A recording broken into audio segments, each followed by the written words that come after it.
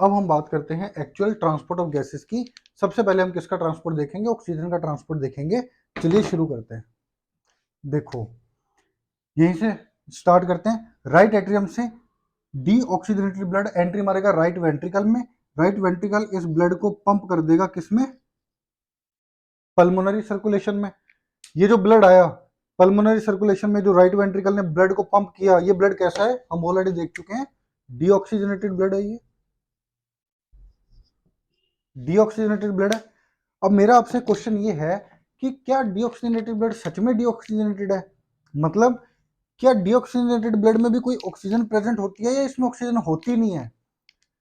तो मैं आपको बता दूं कि डीऑक्सीजनेटेड ब्लड में अच्छी खासी ऑक्सीजन प्रेजेंट होती है। ऑक्सीजन का अच्छा खासा अमाउंट होता है। कितना होता है? डीऑक्सीजनेटेड ब्लड की अगर बात करें तो 100 ml ऑफ ब्लड में 14.8 ml ऑक्सीजन प्रेजेंट होती है। क्या बोला मैंने? डीऑक्सीजनेटेड ब्लड में 100 ml में 14.8 ml ऑफ ऑक्सीजन प्रेजेंट होती है, जो कि एक अच्छा खासा अमाउंट है ऑक्सीजन का। और वो अमाउंट ऑफ ऑक्सीजन जो कि 100 ml ऑफ ब्लड में प्रेजेंट होती है उसे बोलते हैं ऑक्सीजन कंटेंट। तो डीऑक्सीजनेटेड ब्लड का ऑक्सीजन कंटेंट कितना हुआ? 14.8। ऑक्सीजन कंटेंट क्या होता है? ओसी लिख दूं। ऑक्सीजन कंटेंट क्या होता है? ऑक्सीजन कंटेंट होता है amount amount of oxygen present in 100 ml। 100 ml बोलूं या 1 डेसीलीटर बोलूं, एक ही बात है। 100 ml ऑफ ब्लड। ठीक है, तो एक चीज तो क्लियर हो गई कि डीऑक्सीजनेटेड ब्लड, यार सच में वो मतलब ऐसा नहीं है, नाम सुन के लगता है कि यार इसमें तो बिल्कुल ही ऑक्सीजन नहीं है। बट मैं आपको बता दूं, डीऑक्सीजनेटेड ब्लड में 100 ml में 14.8 ml ऑफ ऑक्सीजन प्रेजेंट होती है। और ये जो ऑक्सीजन प्रेजेंट है, ऑब्वियसली ये ऑक्सीजन कुछ ना कुछ प्रेशर एक्सर्ट कर रही होगी। तो कितना प्रेशर एक्सर्ट करती है? 40 mm ऑफ Hg। तो डीऑक्सीजनेटेड ब्लड में ऑक्सीजन का प्रेशर कितना हुआ? बोले तो partial pressure of oxygen PO2, ये हो गया 40। ठीक है, एक बात आपको और बतानी है कि जो ब्लड में जो ऑक्सीजन प्रेजेंट होती है ना, फॉर एग्जांपल अगर डीऑक्सीजनेटेड ब्लड की बात करें तो इसका ऑक्सीजन कंटेंट है 14.8। ये जो ऑक्सीजन होती है ना, ये ब्लड में टू फॉर्म्स में प्रेजेंट होती है। किस किस फॉर्म में प्रेजेंट होती है? देखो, ऑक्सीजन टू फॉर्म्स में प्रेजेंट होती है। एक तो होती है डिजोल्व फॉर्म, DF लिख रहा हूं। एक होती है combined form. What is dissolve form? भाई, जो भी ऑक्सीजन प्रेजेंट होती है उसका कुछ पार्ट, उसका बहुत वैसे बहुत कम पार्ट, उसका बहुत कम पार्ट जो होता है ना, वो ब्लड के प्लाज्मा में डिजोल्व होकर रहता है। ब्लड के प्लाज्मा में डिजोल्व रहता है, उस उतने पार्ट को तो बोल देते हैं डिजोल्व फॉर्म। और जो बाकी बच गया जो मेजर पार्ट है, मेजर पार्ट सारा प्रेजेंट होता है कंबाइंड फॉर्म। कंबाइंड फॉर्म नाम से ही पता चल रहा है किसी चीज के साथ कंबाइंड है। किसके साथ कंबाइंड है? आरबीसी में, आपके ब्लड में प्रेजेंट है आरबीसी। आरबीसी के अंदर प्रेजेंट है हीमोग्लोबिन। हीमोग्लोबिन के बारे में डिटेल में हम उसका स्ट्रक्चर वगैरह सब कुछ पढ़ेंगे। फिलहाल बस इतना देख लो कि जो मेजर पार्ट ऑफ ऑक्सीजन है वो आपकी हीमोग्लोबिन के साथ कंबाइंड फॉर्म में रहता है। आपकी हीमोग्लोबिन के साथ कंबाइंड रहता है। ठीक है, तो कंबाइंड फॉर्म किसके साथ कंबाइंड? हीमोग्लोबिन के साथ। और जब जब आपकी हीमोग्लोबिन ऑक्सीजन के साथ कंबाइन हो तो उस हीमोग्लोबिन को बोलते हैं ऑक्सी हीमोग्लोबिन। तो मैं बोल सकता हूं कि जो भी ब्लड का जो भी ऑक्सीजन कंटेंट है, उस ऑक्सीजन का मेजर पार्ट जो है वो ऑक्सी हीमोग्लोबिन की फॉर्म में प्रेजेंट होता है। ठीक है, चलो अब आगे चलते हैं। अच्छा, सबसे पहले इस पार्ट को मैं बोल देता हूं, इसको मैं नंबर 1 असाइन कर देता हूं। ठीक है, तो नंबर 1, नंबर 1 पे क्या कंडीशन देखी हमने? ऑक्सीजन का पार्शियल प्रेशर ऑफ ऑक्सीजन कितना है? PO2 है 40। ऑक्सीजन कंटेंट कितना है? 14.8। अब जो भी ऑक्सीजन प्रेजेंट होती है, जो भी ऑक्सीजन का कंटेंट होता है, मैंने बताया वो टू फॉर्म्स में प्रेजेंट होता है, डिजोल्व फॉर्म और कंबाइंड फॉर्म। बहुत थोड़ा सा पार्ट होता है डिजोल्व फॉर्म में, और जो मेजर पार्ट होता है वो होता है कंबाइंड फॉर्म में। तो ऑब्वियसली ये जो 14.8 ml ऑफ ऑक्सीजन है ये टू फॉर्म्स में प्रेजेंट होगी। एक तो होगी डिसॉल्व्ड फॉर्म DF, एक होगी कंबाइंड फॉर्म CF। यानी ऑक्सी हीमोग्लोबिन की फॉर्म में होगी। इस 14.8 का बिल्कुल छोटा सा पार्ट 0.12 ml ऑफ ऑक्सीजन ये तो प्रेजेंट है डिसॉल्व्ड फॉर्म में, और जो बच गया मेजर पार्ट वो जाके कंबाइन हो रखा है आपकी हीमोग्लोबिन के साथ। 14.8 माइनस 0.12 कितना बच गया? 14.68। ये 14.68 ml ऑफ ऑक्सीजन प्रेजेंट आपकी हीमोग्लोबिन के साथ कंबाइन कर रखी है। ठीक है, अब एक चीज देखो, आपको पता है कि आपके 100 ml ऑफ ब्लड में each 100 ml of your blood have 15 gram of haemoglobin. 100 ml of blood में प्रेजेंट होती है, देखना देखते रहना कैसे कनेक्ट करूंगा। 100 ml ऑफ ब्लड में 15 ग्राम ऑफ हीमोग्लोबिन प्रेजेंट होती है, और 1 ग्राम ऑफ हीमोग्लोबिन अपने साथ मैक्सिमम कंबाइन करवा सकती है 1.3 ml ऑफ ऑक्सीजन। ठीक है, क्या बोला मैंने बोला आपके 100 ml ऑफ ब्लड में प्रेजेंट है 15 gram of haemoglobin. 1 gram of haemoglobin can combine with 1.34 ml of oxygen. ठीक है, तो 15 ग्राम ऑफ 1 ग्राम 1.34 के साथ कंबाइन कर सकती है, तो 15 ग्राम कितनी ऑक्सीजन के साथ कंबाइन कर सकती है? सिंपल मैथ्स, 15 इंटू 1.34 जो कि होगा 20.1 ml। 20.1 ml, यानी आपके 100 ml ऑफ ब्लड में जो हीमोग्लोबिन प्रेजेंट है वो अपने साथ, मतलब आपके 100 ml ऑफ ब्लड में जो ऑक्सीजन है भाई उसके दो पार्ट हैं, डिसॉल्व्ड फॉर्म है, कंबाइंड फॉर्म है। ठीक है, उसका जो कंबाइंड फॉर्म है जो कि हीमोग्लोबिन के साथ जाके अटैच होता है, हीमोग्लोबिन के साथ जाके कंबाइन होता है, और हीमोग्लोबिन 100 ml ऑफ ब्लड में 15 ग्राम है, और 15 ग्राम हीमोग्लोबिन अपने साथ कैरी कर सकते हैं 20.1 ml ऑफ ऑक्सीजन। यानी आपके 100 ml ऑफ ब्लड में ऑक्सीजन कंबाइंड फॉर्म में ज्यादा से ज्यादा 20.1 ml रह सकती है। वो भी कब? जब आपका हीमोग्लोबिन है 100% सेचुरेटेड, यानी कि सारा का सारा हीमोग्लोबिन ऑक्सीजन के साथ अगर कंबाइन हो जाए, आपके 100 ml ऑफ ब्लड में जितना भी आपका हीमोग्लोबिन प्रेजेंट है सारा का सारा कंबाइन हो जाए, अगर हीमोग्लोबिन जो भी ऑक्सीजन है अगर सारी कंबाइन हो जाए आपके हीमोग्लोबिन के साथ, तो कितनी ऑक्सीजन कंबाइन हो पाएगी? 100% हीमोग्लोबिन सेचुरेशन पे कितनी कंबाइन हो पाएगी? 20.1 ml। अब कनेक्टिंग पॉइंट देखो भाई, ऑक्सीजन कंटेंट डीऑक्सीजनेटेड ब्लड का 14.8, यानी डीऑक्सीजनेटेड ब्लड के अगर बात करें तो 100 ml ब्लड में 14.8 ml ऑफ ऑक्सीजन प्रेजेंट है। 14.8 जिसमें से डिसॉल्व्ड फॉर्म में है 0.12 और कंबाइंड फॉर्म में है ऑलरेडी कितना? 14.68। मैक्सिमम कितना कंबाइन कर सकता है हीमोग्लोबिन अपने साथ? 20.1 ml, जो कि है उसका 100% सेचुरेशन। 20.1 ml तो उसका मैक्सिमम है, और 14.6% तो ऑलरेडी आपकी 14.68 ml ऑफ ऑक्सीजन तो आपकी ऑलरेडी कंबाइंड है हीमोग्लोबिन के साथ।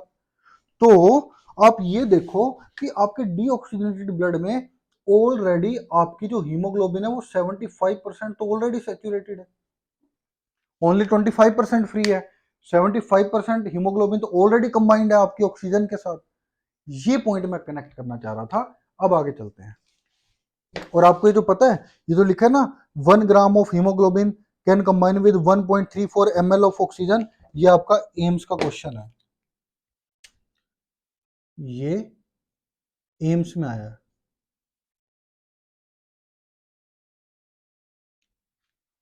ठीक है, अब आगे चलते हैं। ये लो, ब्लड आगे मूव हुआ। जब ब्लड आगे मूव होगा ब्लड का प्रेशर है एल्यूलाई में 104 mm ऑफ Hg, और ब्लड का प्रेशर ऑक्सीजन में है 40 mm of Hg। High pressure, low pressure, gases move करती हैं अपने हाई प्रेशर से लो प्रेशर, यानी कि सिंपल डिफ्यूजन। तो ऑब्वियसली ऑक्सीजन यहां से यहां जंप कर जाएगी, जंप कर जाएगी।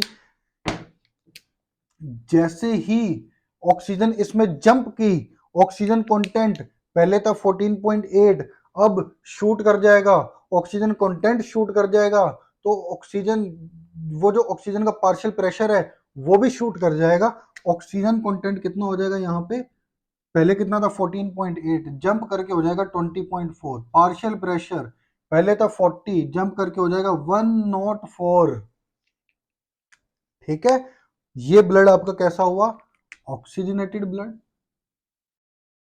Oxygenated blood. ठीक है, यहां पे मैं कर देता हूं इसको एक नंबर असाइन, पॉइंट नंबर 2। आओ बात करते हैं पॉइंट नंबर 2 की।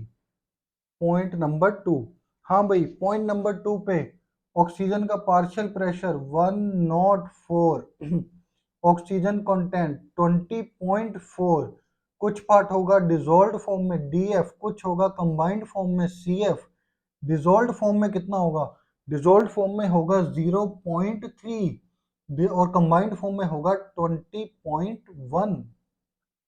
20.1, 20.1 का मतलब मैं कह दूं कि आपका 100% हीमोग्लोबिन सेचुरेशन हो चुका है। जितना भी हीमोग्लोबिन आपके 100 ml ब्लड में है सारा यूज हो चुका है। तो point to be noted, 100% HB saturation, 100% haemoglobin saturation. अब ये ब्लड आगे मूव हुआ, एंट्री मारेगा लेफ्ट एट्रियम में, ऑक्सीजनेटेड ब्लड। लेकिन स्टोरी में एक छोटा सा ट्विस्ट है। वो ट्विस्ट क्या है, जब आपकी पल्मोनरी वेन जो कि ऑक्सीजनेटेड ब्लड को कैरी कर रही है लंग से, कहा, left side of the heart, left atrium में, जब वो लेफ्ट एट्रियम में खुलेगी, लेफ्ट एट्रियम में खुलने से जस्ट पहले उसमें आके खुल जाती है ब्रोंकियल वेन। क्या खुल गई, ब्रोंकियल, ब्रोंकियल वेन। ये तो कमाल हो गया, पूरी बॉडी का जितना भी डीऑक्सीजनेटेड ब्लड है सारा का सारा आके खुलता है किसमें, राइट एट्रियम में।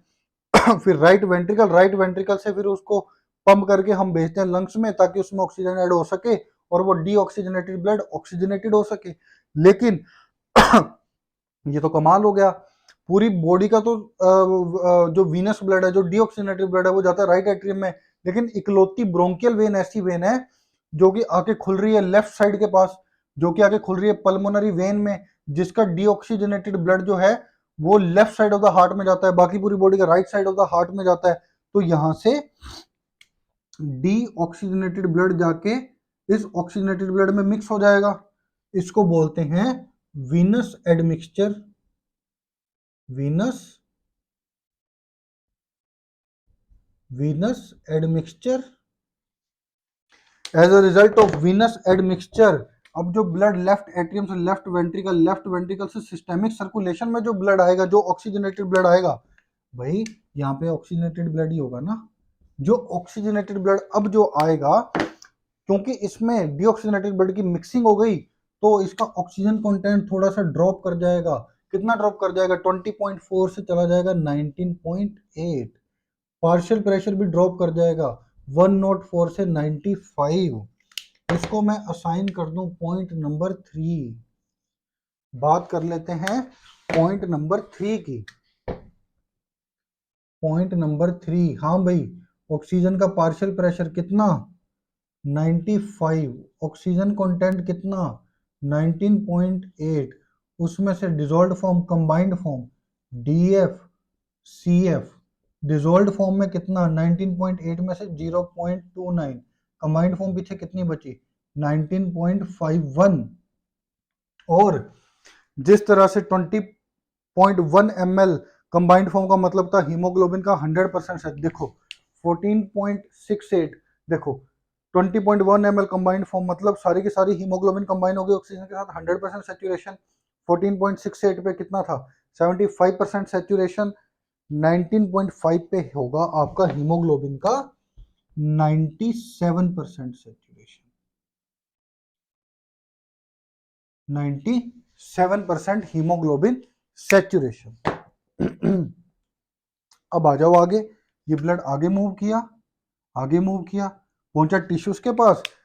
हाँ भाई, ब्लड में ऑक्सीजन का लेवल 95, प्रेशर 95, टिश्यू में partial pressure of oxygen 40, gas move करेगी हाई प्रेशर से लो प्रेशर, एंट्री मार देगी ऑक्सीजन टिश्यू में। ये लो, अब इस ब्लड में से ऑक्सीजन निकल गई, ऑक्सीजन कंटेंट ड्रॉप कर जाएगा, कितना हो जाएगा इसका ऑक्सीजन कंटेंट, इसका ऑक्सीजन कंटेंट वापस पहुंच जाएगा कितना, 14.8, पार्शियल प्रेशर ऑफ ऑक्सीजन 40। ये ब्लड कैसा है, deoxygenated blood. D oxygenated blood. ठीक है, वापस एक बार रिपीट किया जाए। हाँ भाई, ऑक्सीजन डीऑक्सीजनेटेड ब्लड में क्या ऑक्सीजन होती है, हाँ अच्छी खासी ऑक्सीजन होती है। इसके 100 ml ब्लड में 14.8 ml ऑफ ऑक्सीजन होती है, पार्शियल प्रेशर 40। ये ब्लड आगे मूव किया, ऑक्सीजन ऐड हुई, ऑक्सीजन कंटेंट शूट कर जाएगा 20.4, सिमिलरली प्रेशर शूट कर जाएगा 104। लेकिन जब ये left side of the heart में जाके लेफ्ट वेंट्रिकल से उधर जाएगा, लेकिन उससे जस्ट पहले हो जाएगा venous admixture, due to which oxygen content थोड़ा ड्रॉप कर जाएगा 19.8। अच्छा, यहाँ पे ऑलरेडी 75% हीमोग्लोबिन का सैचुरेशन था, यहाँ पे 100% हो गया, यहाँ पे 75%, 97% 75, 100 एंड 97% सैचुरेशन हो गया।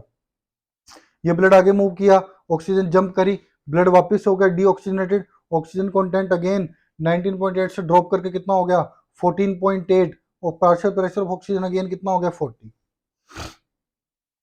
ठीक है।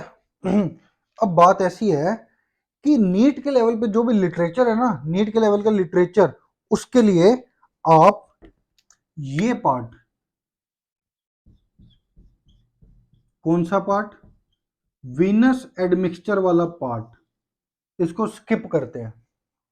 ये पार्ट आपको स्किप करना है, आपको नहीं याद रखना कि कोई वीनस एडमिक्सचर होता है, कुछ भी होता है। क्यों? क्योंकि नीट के लिटरेचर में जब भी आपसे पूछा जाएगा ना, पैरामीटर्स पूछे जाएंगे, जब से आपसे पूछा जाएगा PO2 ऑफ डीऑक्सीजन, भाई डीऑक्सीजनेटेड ब्लड में ऑक्सीजन का पार्शियल प्रेशर कितना होता है, वो तो क्लियर है 40।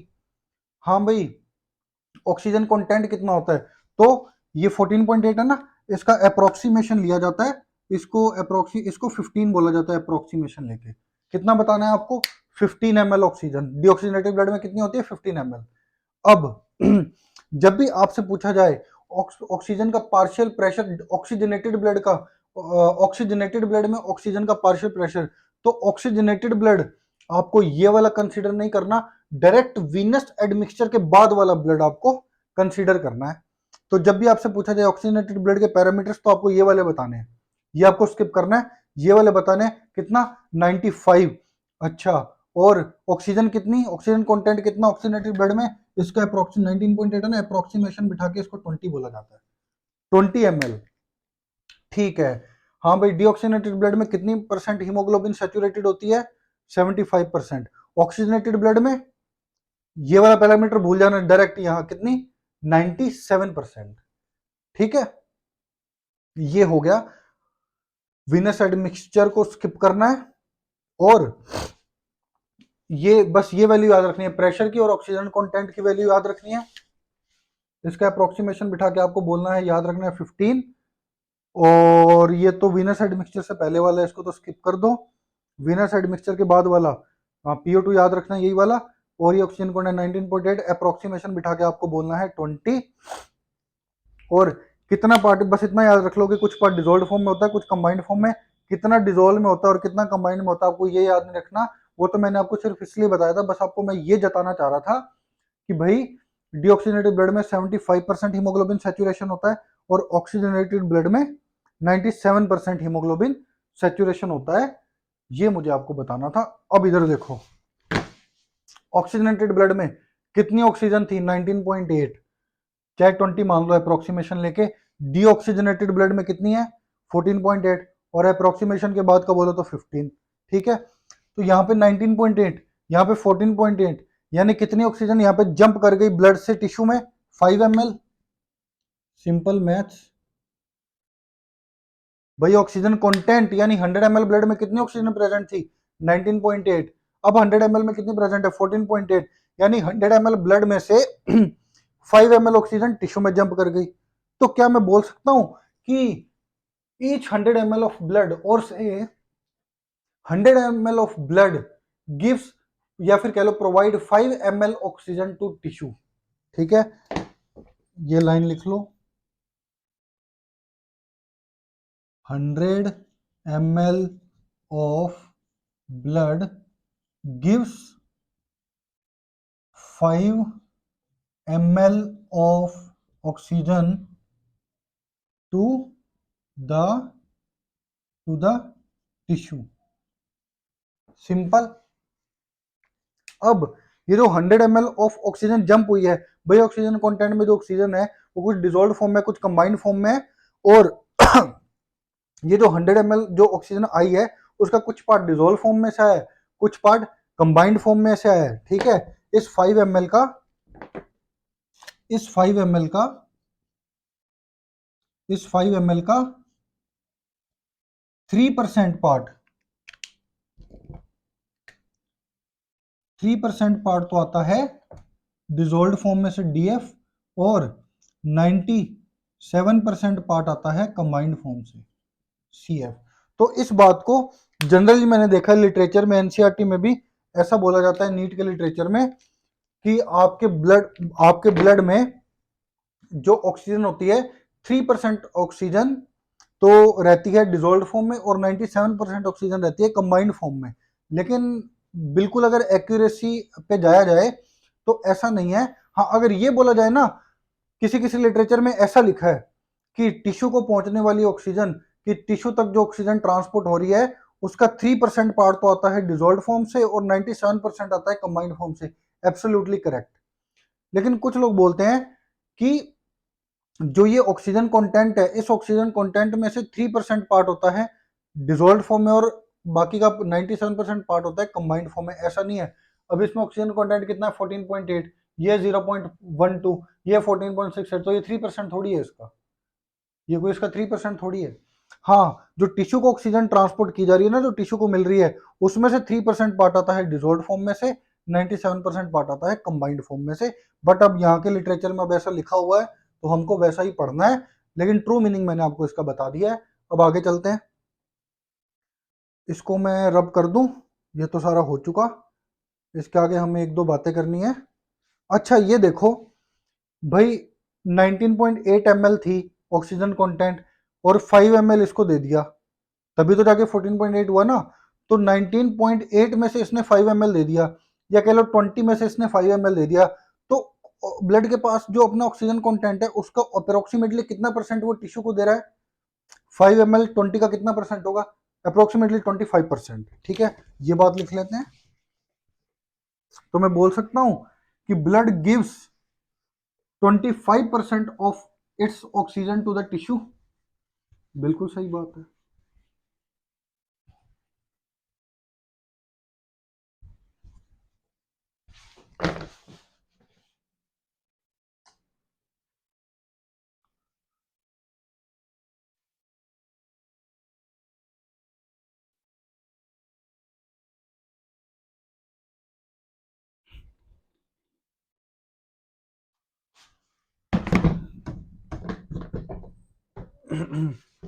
भाई कुछ इंपॉर्टेंट बातें, एक तो फटाफट ये बात लिख लेते हैं, 100 ml of blood 100 ml of blood gives 5 ml of oxygen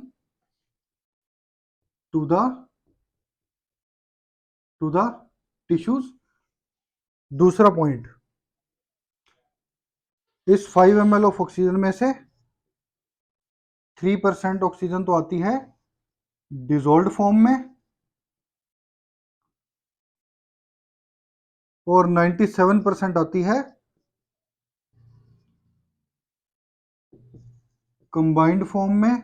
और लास्ट बात, 20 में से 5 दे देता है ब्लड, तो अपना 25% दे देता है, तो blood gives 25% of gives 25% of its oxygen to the tissue. अब मेरा क्वेश्चन, भाई ब्लड ने अपनी 25% ऑक्सीजन दे दी, 20 ml में से 5 ml दे दी, 25% दे दी, 75% बच गई। उस 75% का ब्लड क्या कर रहा है? तो मैं आपको बता दूं, रिमेनिंग 75% एक्ट एज रिजर्व। इसका प्रैक्टिकल मीनिंग आपको भी समझाऊंगा, पहले ये बात लिख लो कि remaining 75% of oxygen act as reserve, act as reserve. अब इसका प्रैक्टिकल मीनिंग समझो।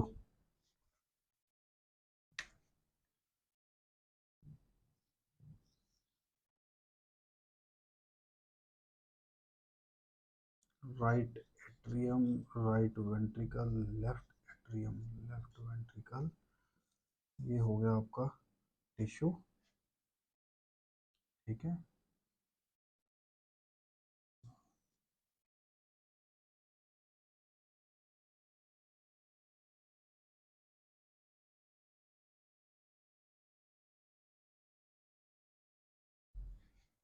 चलो, हाँ भाई,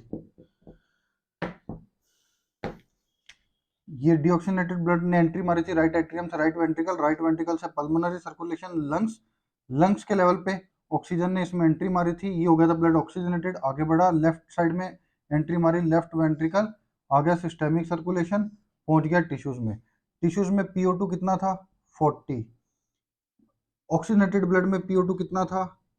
95। ऑक्सीजन कंटेंट कितना था? 20। कितनी ऑक्सीजन यहाँ पे एंट्री मार गई थी? 5 ml। ठीक बात है। लेकिन हाँ, 5 ml, तो इधर कितना बच गया था? इधर कितनी ऑक्सीजन बच गई थी? 15 ml। ठीक है, यानी उसने 25% तो दे दी थी टिश्यू को और 75% इसके पास ब्लड में बच गई थी। अब ये 75% रिजर्व की तरह एक्ट करती है, इसका मीनिंग क्या है? देखो, ये तो बात है भाई, जब हम नॉर्मल नॉर्मल ब्रीदिंग कर रहे हैं, हम कोई भी स्टर्नस वर्क नहीं कर रहे, कोई एक्सरसाइज नहीं कर रहे, ठीक है। लेकिन जब आप एक्सरसाइज करते हो, तो जो आपके एक्सरसाइजिंग जो टिश्यू सेल्स हैं, एक्सरसाइजिंग टिश्यू है या एक्सरसाइजिंग मसल सेल्स हैं, उनकी ऑक्सीजन डिमांड बढ़ेगी, उनका 5 ml से काम नहीं चलेगा। तो क्या होता है कि जब आपके जो टिश्यू सेल्स होते हैं वो एक्सरसाइजिंग होते हैं, तो उनके अंदर का जो पार्शियल प्रेशर है ऑक्सीजन का, वो ड्रॉप कर जाता है। वो ड्रॉप करके पता कितना हो जाएगा? 40 से ड्रॉप करके इवन 15 तक भी चला जाता है। 40 से 15। ऑक्सीजनेटेड ब्लड में कितना? 95। तो पहले पार्शियल प्रेशर डिफरेंस था 95 माइनस 40, अब है 95 माइनस 15, तो पार्शियल प्रेशर डिफरेंस बढ़ गया। और मैंने आपको बताया था फैक्टर डिफ्यूजन रेट 3 चीजों पर डिपेंड करता है, जिसमें से पहले था पार्शियल प्रेशर डिफरेंस, दूसरा था थिकनेस और तीसरी थी सोल्यूबिलिटी। और मैंने कहा था ये मैं आपको क्यों पढ़ा रहा हूँ, एक तो ये एनसीईआरटी में दिया हुआ है, इसका दूसरा रीजन आपको बताऊंगा मैं ऑक्सीजन ट्रांसपोर्ट में। तो अब ये रहा दूसरा रीजन। तो मैंने आपको बताया था कि जब प्रेशर डिफरेंस जितना ज्यादा, गैसेस का डिफ्यूजन रेट उतना ज्यादा, तो यहाँ पे प्रेशर का जो प्रेशर डिफरेंस है वो बढ़ गया, तो क्या गैस का डिफ्यूजन रेट बढ़ जाएगा? तो पहले 100 ml ब्लड दे रहा था 5 ml ऑक्सीजन, अब आपको पता है 100 ml ब्लड दे देगा 5 की जगह 15 ml ऑफ ऑक्सीजन। पहले उसने ऑक्सीजन, अपनी ऑक्सीजन का 25% दिया था उल्टा, अब 75% दे देगा और यहाँ पे सिर्फ 25% बचेगा। यहाँ कितनी रह जाएगी? 5 ml। पहले 5 ml देता था 20 में से, यहाँ 15 बचती थी, अब 20 में से 15 दे दी और 5 बचती है।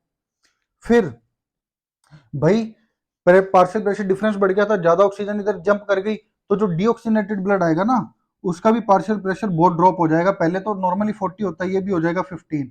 फिर ये ब्लड आगे गया, यहाँ पे पार्शियल प्रेशर ऑफ ऑक्सीजन कितना है? 15। एल्वियोलाई में तो कितना है? 104। यहाँ पे भी पार्शियल प्रेशर डिफरेंस बढ़ गया, यहाँ से भी ज्यादा ऑक्सीजन जंप करेगी। तो जब ये ऑक्सीजनेटेड ब्लड यहाँ पे आएगा, वापस से इसकी सारी वैल्यूज रिस्टोर होगी 95, ऑक्सीजन कंटेंट हो जाएगा 20, फिर ये यहाँ से पास करेगा, फिर 5 की जगह दे देगा कितनी? 15 क्यों? क्योंकि टिश्यूज के लेवल पे जो पार्शियल प्रेशर ऑफ ऑक्सीजन है वो बहुत कम हो गया, तो जो रिमेनिंग जो ऑक्सीजन है ना वो कर रही है एक्ट एज रिजर्व। और इस पे क्वेश्चन आया है आपके एआईपीएमटी में, ये इसका मीनिंग है। ठीक है, चलिए।